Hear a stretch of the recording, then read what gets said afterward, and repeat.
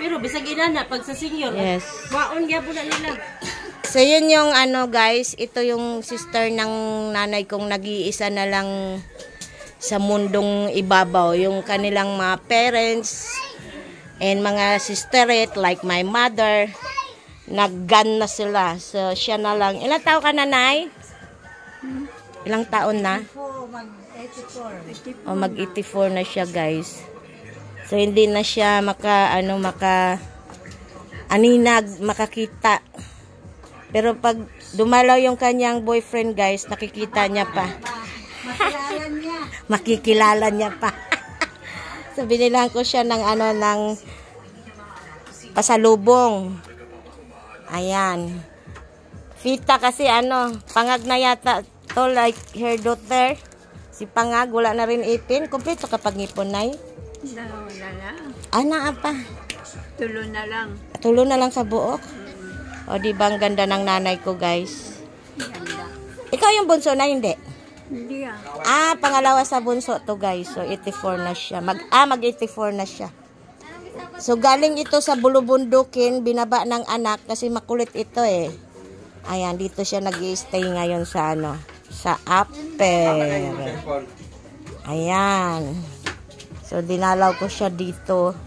Nag-walk kami for 30 minutes. 30 minutes ba? Natin siya? Ang ganda mo naman, bebe. Kanino anak yan? Ha? Ang ganda, guys, oh. Ang mga pamangkin, ha? Ang bunso ko na namo. Ay, Bunso ka babae. Lalaki ba ang bunso? Bless. Kani? Kang John Paul nga anak. Sus, Ginoo ko. Hindi ko na mga kilala tong mga kamanti-anakan ko dito, guys. Gamay pa mo sa una. Oo nga, ikaw. Gamay pa ka sa una, pero karon aran, dako ni mo. Tiguang na. So, ang pretty na bunso niya, anong pangalan mo, be? Sorry, May.